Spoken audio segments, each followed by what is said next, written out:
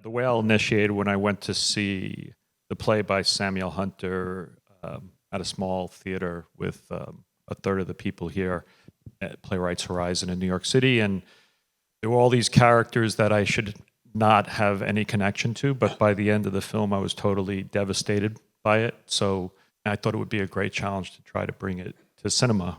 And so the next day I reached out to Sam, and that started a 10-year-long process to bring it to the screen. And probably the most obvious challenge of the piece was figuring out who should play Charlie. I considered many actors, non-actors. At a certain point, I never thought I could cast it, and different filmmakers flirted with doing it for a while, but in the back of my head, I always thought, there's got to be someone out there that could do it. And then just by happenstance, stumbling on kind of a trailer for a really low-budget film with Brendan in it, in a foreign language, and going, wow, we never thought of him. And not really even putting him through it was just a gut feeling that we had finally found Charlie, and it all worked out.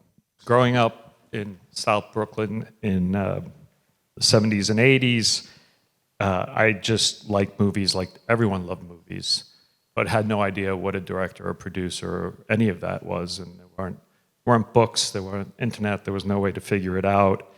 And one time, me and my friends in high school went to see a big budget film at the one shopping mall in Brooklyn, Kings Plaza, and our film was sold out, but there was a poster for the film playing next to it, and there was a goofy looking guy with a Brooklyn hat on, and we were like, oh, let's go see that.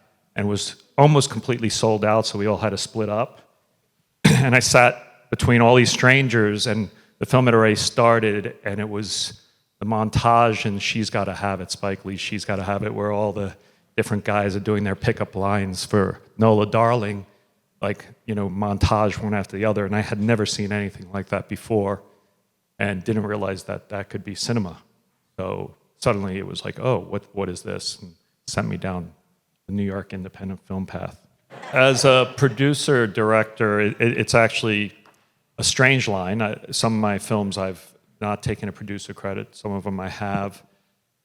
Usually has to do with time. If I've been working on something for over a decade, there's been a lot of producing that's gone into it, but it doesn't take away from any of my partners. Jeremy Dawson, who a brilliant producer who produced this with me.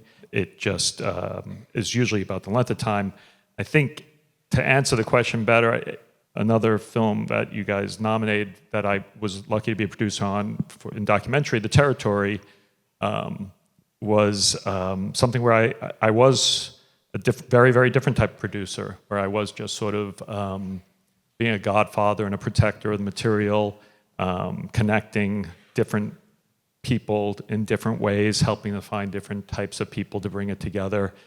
But I gotta say, no matter how annoying the PGA forms at the end are, they're actually incredibly great detective work in trying to figure out what a producer does, because I think every single project, producers do very different things in lots of different ways. So that kind of sniffing and the way that process works ultimately does, I think, reward the right people.